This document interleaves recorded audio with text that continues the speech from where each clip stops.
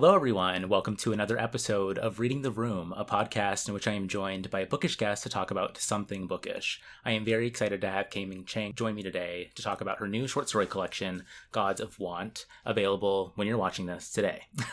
There it is. Lovely, stunning cover, must say. K-Ming is a Lambda Literary Award finalist and a National Book Foundation 5 Under 35 honoree. K-Ming, thank you so much for joining me today. Thank you so much for having me. I really appreciate it. Of course. So first, to get into the collection, do you mind giving a brief synopsis of what your story collection is about? I know it's kind of hard for story collections to summarize everything going on, but I'm curious to know if you want to give that synopsis. Yeah, so the short story collection is split into three sections, mothers, myths, and moths. And it's kind of encompassed in those sections, but it's a fabulous story collection that's interested in examining matriarchal storytelling, mytho-realism, and kind of the entwinement of the mythical and the mundane.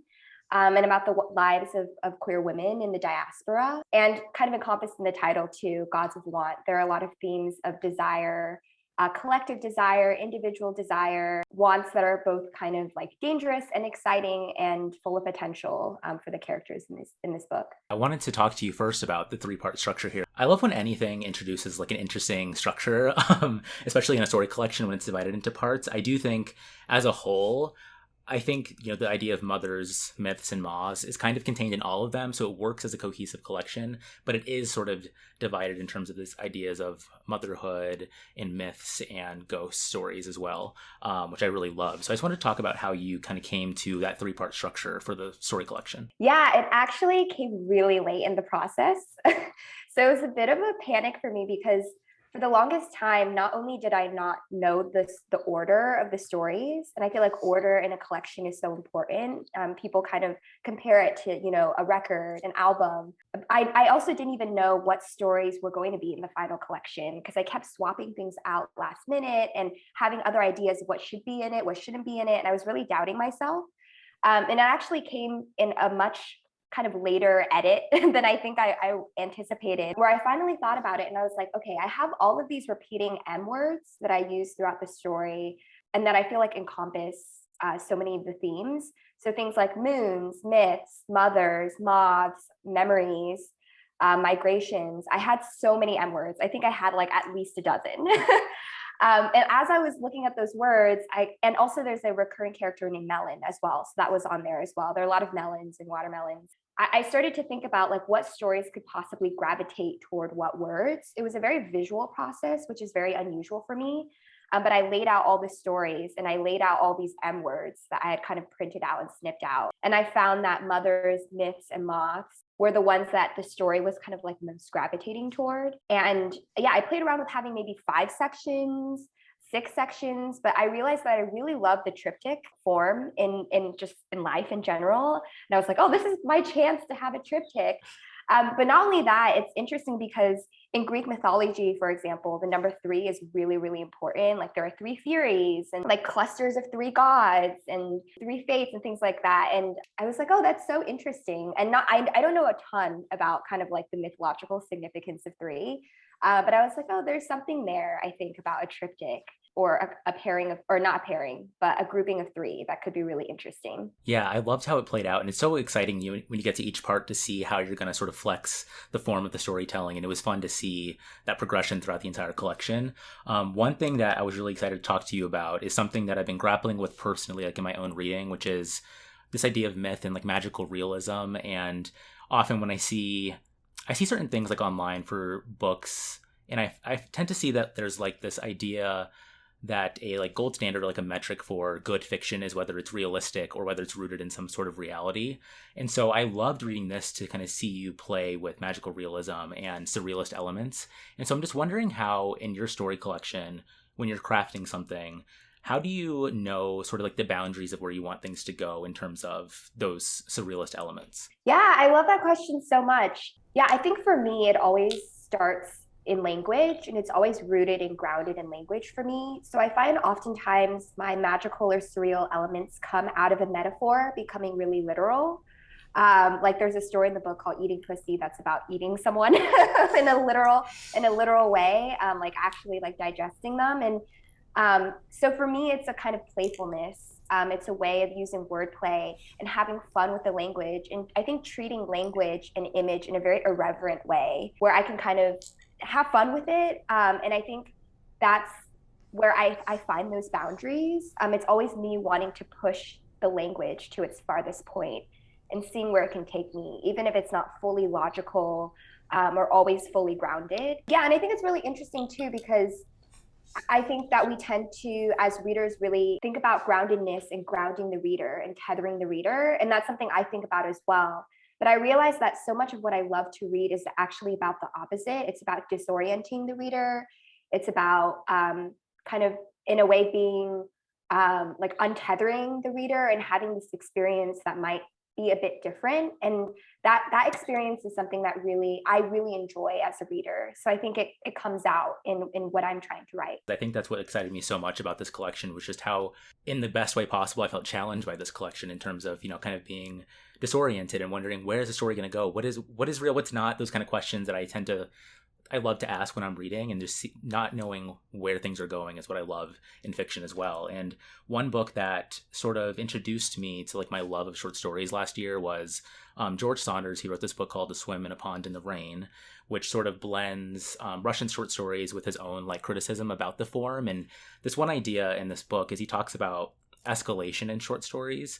And I feel like your stories do this, but you also had this interesting play with not necessarily sticking to like a traditional story structure, which I think was really fun to read. And so I'm wondering, was escalation in a story something that you were thinking about while crafting them? Oh, yeah, that's so interesting. Escalation. I really love that word. I think for me, and this is a form of escalation, I think, but again, kind of going back to language leading me, I find that an accumulation of images, specific words, sometimes it's like teeth, or as I said before, melon, something, or kind of like it's almost like a refrain in a song or a chorus in a song that recurs.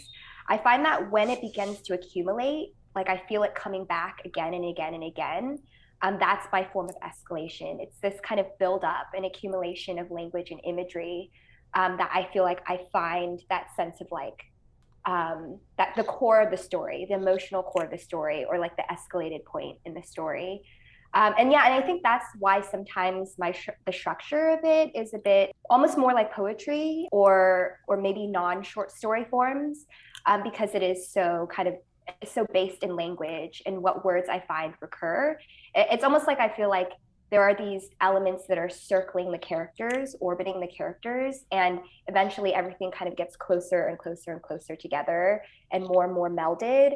And I find that the narrator will kind of confront those elements directly. Yeah, I think the final paragraph, final sentence of your stories always is so succinct in how it captures the sort of raw feeling that you have when you're reading them, which I think is beautiful when I read short stories that can do that. That's what I love so much about the form too, is like the brevity of being with these characters and having so much, especially in these stories, happen to them. That's a lot often. It's just really fun to see how you kind of resolve and kind of put a resolution to those sort of things. And kind of going to that and going to this question of form, you write in many different forms, novels, short stories, poetry. Does your brain kind of change when you're going into each form, or does it kind of feel similar to you, rooting it in language, I guess? Yeah, that's really interesting. I feel like when I'm actually in the writing process, it's really, really similar. And I've talked about this before, but Victoria Chang, the poet, she was at this panel and at the Bay Area Book Festival, and she said, "Oh, I start with language first, then ideas." And I find that I kind of write in a similar process of language first, and then I'm like, "Oh, this is what I'm writing about." I had no idea that it would lead me to this place. And I also feel like, again, it's that feeling of trying to approach the page with playfulness in this sense that anything is possible, that there are all these infinite possibilities. And I try not to let thinking about like audience or form restrict that feeling of possibility and play. And then I find that my understanding of genre and structure and form comes more into play with the editorial eye, because that's when I start to think about like, oh, what is the literary lineage of of this piece of writing? Like where, how has it been informed by things I've been reading? And what are what are these writers doing? And in what ways do I want to kind of like imitate certain structures or think about the way other people have been using this form? Yeah, so it tends to come a lot later, and it's usually something it's very difficult for me because I think structure and form are the hardest things for me as someone who just like wants to write in like with no paragraph breaks and no punctuation and no structure whatsoever. That for me is the most kind of challenging part of the process. I love that you say that, because I feel like it shows in your writing that you are very much inquisitive, I feel like, in your writing and through what you're discovering through the story writing. And I think that's so fun as a reader to kind of see and think about how you crafted these stories. I mean, for me personally, having this podcast in general and talking to writers is just so like, it still blows my mind because I don't understand how you all do it. It's just truly like magnificent. Neither do we. But the thing is, you're able to do it, which is wild. And I love that. But I guess going to this idea of like revision and questioning your own work, how do you know like when a story is done? Oh, that's such a great question, because I had a teacher named Rajwoot Laptronsap who once told me, he was like, oh, he was talking about a friend that was revising a story and how that friend didn't know if it was ready. And so kept like changing one word or like two words or like swapping out half a sentence. And he was like, oh, so, so I think it was ready or something like that, along the lines of like, that's when you know it's time. But I was like, wait a second, that's all I ever do. All I ever do is swap out words, because I think I'm very intentional about very, very specific micro units of language. And that to me matters more than anything. Like I can spend hours and hours and hours trying to figure out one word, whether to take it out or remove it. So I was like, for me, that is not the right gauge of knowing when something is done. Because that's who I am as a writer. I'm just so interested in the language. But I think for me, it's when I feel like I'm revising in a way that's removing the mystery from the story, or is almost trying to prune it too much. Because I find as a reader, I really enjoy like a bit of, I don't want to say messiness, because maybe that sounds bad, but I enjoy a sense of mystery, something about it that is a little off kilter. Or is uncontainable or even messy in a way. And I really like to preserve that, because I think that's so much more interesting to me than something that feels like super polished, but there isn't that sense of mystery to it. So when I find myself starting to revise in a way where I'm like, okay, I want to explain everything to the reader, and I want to make this ending really, really clear and neat, and to have like this singular meaning that the reader walks away with, that's when I know I'm like, okay, I need to step back for a second. Yeah, I need to have a porousness to the text. Yeah, that's interesting. And I think that's what helps keep story collections like this so rereadable as well. Like I'm so excited to go back into these, having some sense of what happens in them, but also trying to, peer deeper into what's going on. And I think you do this really interesting with the use of mythology generally. And one question I wanted to ask you about was your examination of queerness through a mythological lens. I believe you said in an interview that you consider, or I'll let you talk about how you consider myths, but I think you said something about how it's sort of a collective storytelling that's really interesting to you. So could you just speak to that idea? Yeah, and that aspect of myth is something I only recently realized, because I think I was looking into the form of or the academic field of folklorics, which I didn't know was like an actual field of study. And I was reading the Wikipedia page for it, and almost immediately within the first few paragraphs, it was talking about how we have this kind of like modern capitalistic idea of intellectual property, of stories and belonging to one person, and of authorship being this kind of singular form or singular ownership. And but the study of folklore is so interesting, because folklore, it's not really something that can be owned. It can't really be copyrighted in a lot of ways. It's not really intellectual property.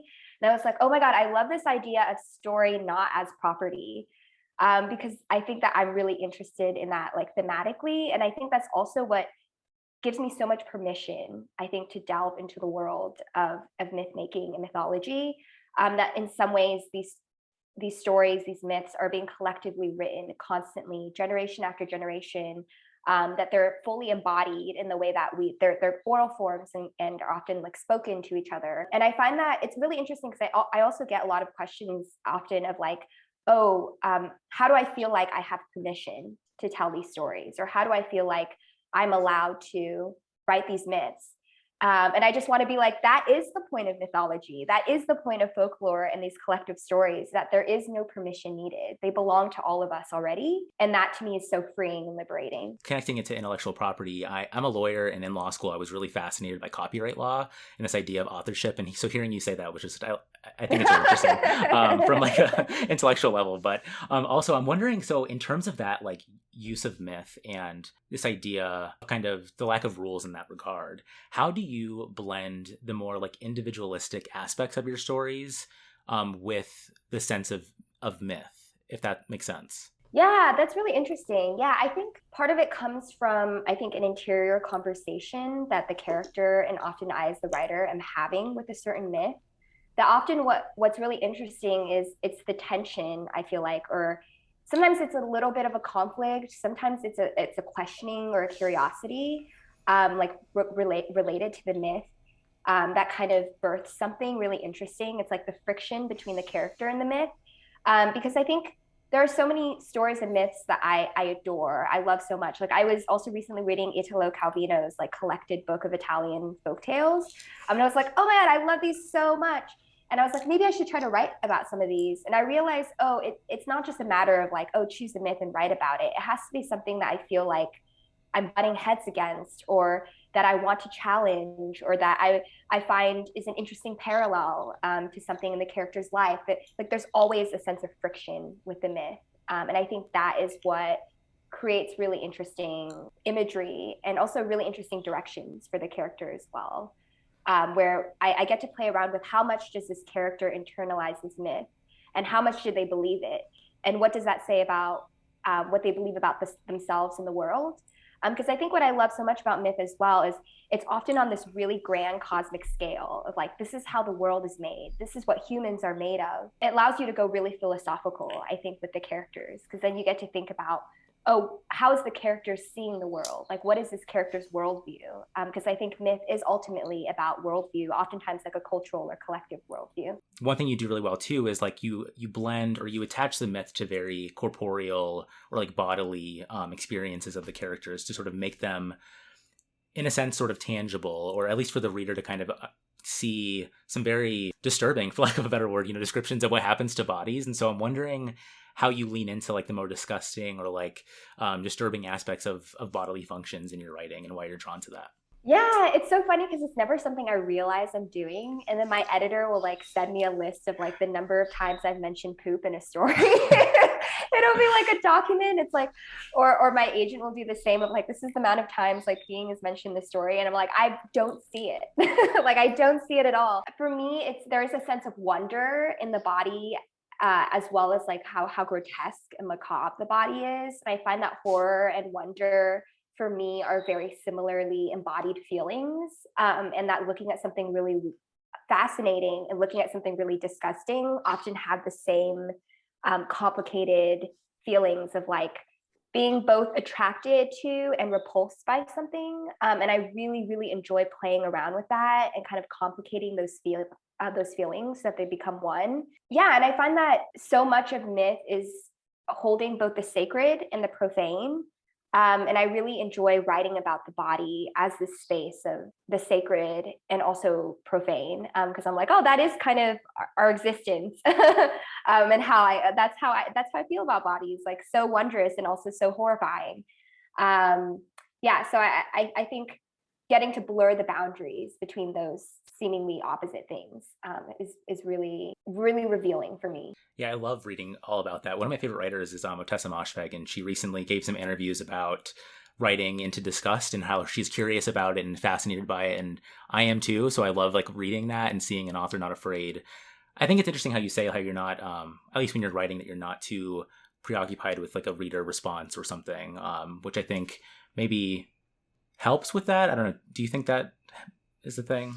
Yeah, because I think it helps with for me as a reader, and I mean, a writer, as a reader, other people might experience it differently, which I'm totally open to. But for me as a writer, it doesn't feel sensationalized as I'm writing it on the page, because to me, it feels kind of naturally part of this character's world, and also part of their interiority. Even if it's not something that might share to another character, the thoughts that this character is perceiving about their body or someone else's body, I think is part of that like interior mind and fleshing out their interiority. Yeah, and I think also I feel like it's also really interestingly cultural. I think because I find that in my family and in many of the communities I grew up with, talking about the body and talking about bodily functions, especially those you're intimate with or that you care about, is something very natural. And constantly talking about eating and food and expelling that food and digestion is so kind of ingrained not only in like the topics of conversation, but in just like everyday phrases and idioms and language. So for the characters, it's not something that's other, like this idea of the horror of the body or the wonder of the body as being this spectacle or purely this spectacle, but that it's also just kind of in the fabric of their daily lives. On a similar note, I wanted to ask you about this idea that I think runs through the collection in terms of longing, and more specifically queer longing, because the title of the collection, I have it upside down, Gods of Want, comes from a story all about queer longing. And so I'm wondering how, one, you explore that idea, and also how you landed on this for the title. Oh yeah, I love telling this story because I get to talk about like what a genius my editor is, because for the longest time, the collection of this, or the story, the title of this collection was Resident Aliens, which is the title of one of the stories. And while I did really love that story, and to me it was kind of like a cornerstone piece of the stories in the way that it examines like collectives of women, strangeness, matriarchy. It didn't feel right. And I was like, oh, but I feel like I have to choose a title of a story from the collection as the title of the collection as a whole, because that's just the convention of storytelling, of short story collections.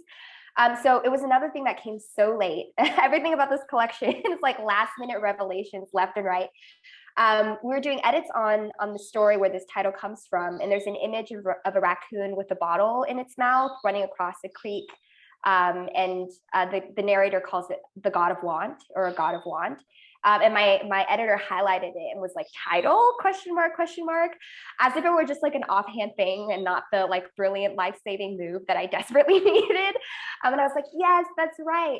And then I thought about it and I was like, God of Want, I feel like it's Gods of Want, because I feel like all of these characters in some way contain something of the divine.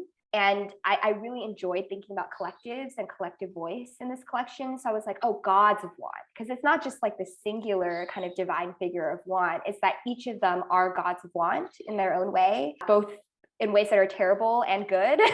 Yeah, and I think in terms of thinking about queerness and desire, kind of similarly to that idea of feeling repulsed but also attracted to something, I find that is often like embedded in a lot of like queer coming of age narratives. And I was really interested in this idea of feeling things simultaneously, of feeling both repulsed by and attracted to something. And also what's really interesting is the writer Garth Greenwell at a talk once, we were talking, I think the topic of the panel, I was in the audience, I don't know, I said we, like I'm just there casually talking to Garth Greenwell, it did not happen. But on the panel, they were talking about shame, and he was saying that he actually wants to write into shame and towards shame. And he said the most mind-blowing thing I had ever heard, which is he said, shame is a very productive emotion. And that actually what's wrong is that some people should feel more shame. And I was like, oh my God, that's so good. Because to me, I'd always thought that I was writing against shame. I thought I was always, and there is this narrative of pride, which is the opposite of shame, and this idea that you have to disavow shame, and that shame is this thing that has to be kind of cut out of your life and erased and eliminated. And I find that in writing these very complicated characters, writing into shame and towards shame and coming out of it at the other end is something really, really interesting. So I find oftentimes writing into the desires and wants of these characters allows me to write into things that I might not want to or may want to avoid. Yeah. yeah, this idea of holding those things together in one story and trying to balance those ideas through to some end in terms of how a story necessarily needs to end somewhere. It's really interesting to think about how you crafted that through this collection, thinking back on it. And yeah, Garth Greenwell, he is a genius, Yes, in my yes. opinion. I Yeah. remember watching one of his interviews. I think it was with Carmen Maria Machado, and I cried. I was bawling watching my laptop, and just thinking about his work and how he talks about those things. It's really interesting on what I love so much about queer fiction, just the importance of these stories. So, what is the oldest story in the collection, and what's the newest? Oh my God, I love this question. This question is so great. The oldest, oh, this is so funny because it's kind of mind blowing. The oldest story is actually the last story, which I find really interesting because typically you would think like the last one would be the newest one, maybe, but it's Meals for Mourners. That's the oldest. And then the newest one is actually probably, I think it's actually a Flash piece. Because I think recently I'm more and more interested in Flash. Oh, it's Homophone. It's Homophone, which is a Flash story. Yeah, so it's really interesting. They kind of ended up in neighboring sections, but the oldest one is Blast, which is so so fascinating to me. Yeah, I'm always curious to hear how it all comes together and how long, like, or when a writer's putting together a collection, like when they're looking at older pieces, like, do you, when you're revising those stories, do you tend to change a lot, like when it's closer to like the deadline of when you need to submit this, or does it kind of, the older it is, the more it's kind of set in its way? Oh, that's so interesting. Yeah, I think my instinct as a writer is I always want to write, I always want to include what I just written because I find that I have my kind of like life lifespan of liking a story that I've written is extremely short. I'm like 2 weeks later, I'm done with it. No more. Please don't show me. Like it's terrible. I don't want to look at it. But what's really interesting with short stories is that I find that I kind of return to them almost like poems, where I am really like hyper fixated on the language, and I find that there is something open ended about short stories that I really really love. So for me, with older stories, when I return to them kind of with a question, I know that they're still alive for me, and that they should be included in the collection. And if there are older stories where I don't really have a question about them, or there isn't something that's kind of like bothering me or lingering about it, I'll return to it and be like, oh, I'm glad I wrote it and it's published and it's fine, but I won't feel this need to kind of go and like pick at it or work with it. Yeah, and it's really interesting because Meals for Mourners, which is the last story and the oldest story, was actually the first short story I'd ever written. I want to say like I'd written essays, and nonfiction, like longer form nonfiction, but I think that was the first time I was like, I'm going to write a short story in the tradition of short stories. And it was directly inspired by a short story by Dorothy Allison, called River of Names, in her short story collection, Trash. And that story completely blew my mind. And I think reinvented what I thought was possible in short stories, where it was this litany, of characters, and there was so much telling in them, but like almost no scene. And I was like, oh, this is what I want to write. Like that's a form that feels really right to me, and I really want to be in conversation with that story. So I think that's another thing with older stories that I really love to work on is they're often like directly inspired by a short story that I love so much. And I think that is what kind of buoys me during the editorial process because I can be like, oh, I'm sick of this and I'm sick of my own writing. But it's almost like fan fiction for this other story that I love so deeply. And I want to continue to play with it and see what connections I can draw between this story and like my own literary lineage. That's so fun to hear. Like you talk about influences and stories that stick with you and how they inform your own craft. And one question I had for you was, do you have like a favorite or many favorite story collections or short story writers that you constantly go to? Oh, I have so many. I think the first one that's coming to mind, especially because I'm really interested in the flash form, and I feel like I'm more and more writing into like these micro forms, is a story collection called Black Jesus and Other Superheroes by Vanita Blackburn. And she also has another collection called How to Wrestle a Girl. And I love it, for all of the like kind of just so brilliant, so wild, flash pieces, and then also longer stories as well. but I feel like she as a writer is someone who I look to when I'm thinking about possibility, like what is possible in storytelling. She has this one story about like a reincarnating lover who like begins as a dog. And I'm just like, oh, that is so incredible. Like, I just love how like philosophical and metaphysical it can get. And then another story collection, actually from my same publisher, Sabrina and Karina by Kali Fajardo Anstein. And what I love about that collection is kind of the women centricness of that story collection, and how it writes about kind of lineage and violence, but with such care for its characters. Yeah, and there are definitely others. Trash by Dorothy Allison, which I just talked about. But I love that story collection because it's so wild, and again, it has that sense of mystery that I love so much. Where you'll get these short stories, and then there's like this piece of erotica. There's a story called Demon Sex, and it's supernatural and it's strange and it's like pure straight up erotica, and I love it so much. Like there's just something so again, like genre bending, like boundarylessness of it, that I adore. Going to like flash fiction, like I know Vanita Blackburn, she has a story that's like a crossword puzzle, which is really cool to like, I don't know, I feel like the short form, namely Flash, is a really fun way to try something that might not work in a longer form, or just being able to play a little bit, which is fun. And Sabrina and Karina, that one's actually, it's on my TBR. I also want to read Woman of Light. I'm really excited about that. It just came out. Yeah, so thank you for those recommendations. And how do you feel about press and talking about your own work? Oh my God, this is such a fun question because I think it's like constantly shifting for me. I don't know, I find it really exhilarating in a lot of ways, where afterwards I'm like, oh my God, I just got to talk about this work that is existing in other people's minds. It's kind of mind-blowing. I'm like, how did you know that? And I'm like, oh, wait a second, it's published now. And at the same time, I think it does involve like a different part of my mind. And I find that it's really difficult for me to read and write while I'm also like talking about an existing work in the world. It's almost like I'm tapped into a different frequency. And there's this kind of loudness of talking about this that it makes it difficult for me to return to the page. So I find that there's like these two modes that I'm switching between.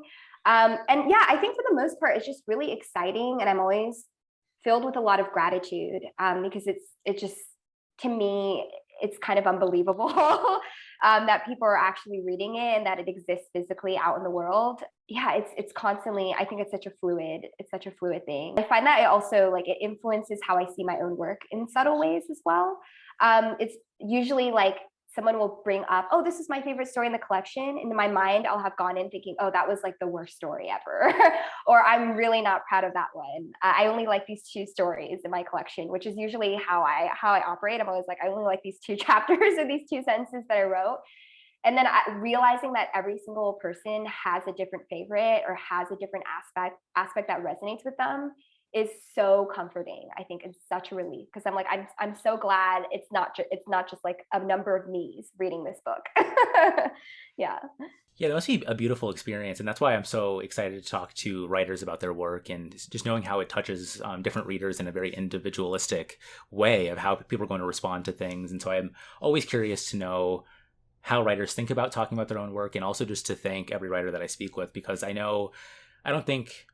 I'm sure it's different for every writer, but I know it's probably sometimes not the most exciting thing, or it is work in a sense of, needing to like be able to talk about your work in a way that helps sell the book or whatever. And I just wanted to thank you so much for taking the time. And it just means a ton to me because I hold so much gratitude for writers and I admire writers so much. And so I don't know, thank you for for doing this. Thank you.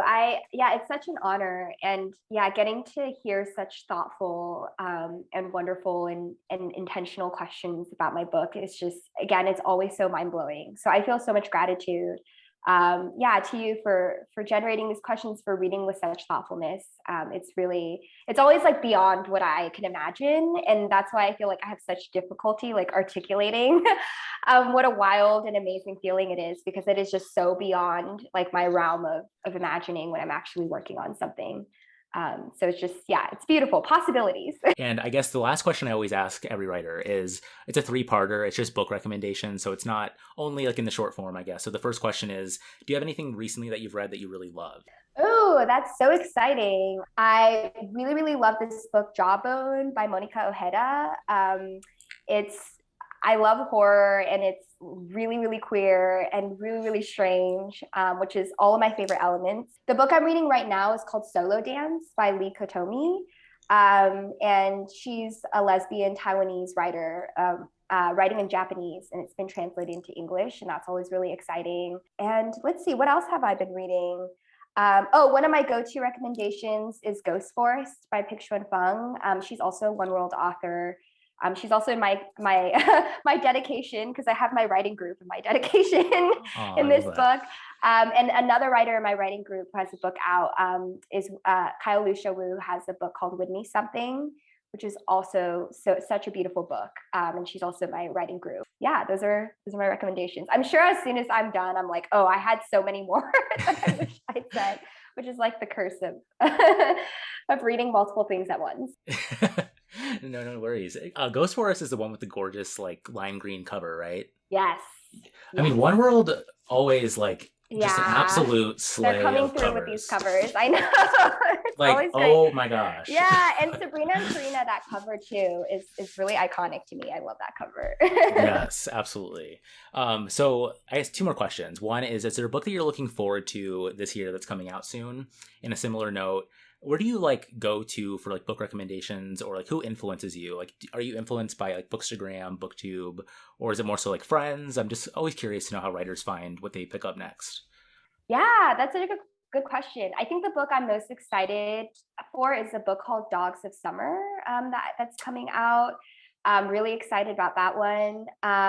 Yeah, and then in terms of recommendations, I am on Instagram, so I do love like seeing, especially lists are really fun. Like I follow Electric Literature, and they always have like 10 books by women in translation, 11 books by and I love those lists deeply. I'm like, yes, I'm swiping every single one of those posts.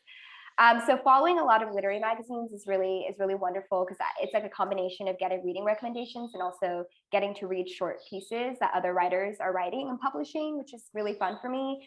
And I also love Bookstagram as well, and Booktube too. Like I feel like I've probably been subscribed to the same Booktube channel since I was like 13 years old, which is really fun to like see other people grow up on YouTube, which is like such an amazing phenomenon where I'm like, oh my God, you're an adult now. Oh wait, so am I. And you have no idea who I am, but I've just watched your entire adolescence and adulthood.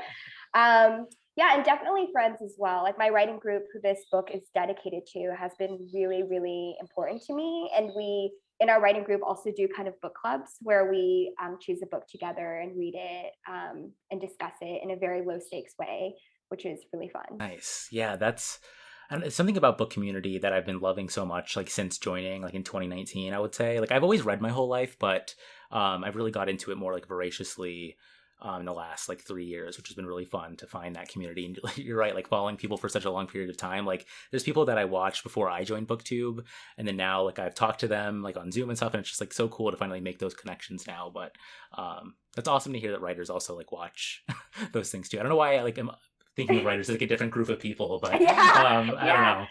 No, I love Booktube because it's oftentimes so conversational, which I love. Like as much as I love getting reading recommendations from publications, there is something very it goes through all these gates. Like there's so much gatekeeping, and what I love about Booktube is that there isn't that same sense of gatekeeping, and it feels like, oh, you can kind of have this like ongoing conversation, and the openness, I think, open-endedness about it that I love.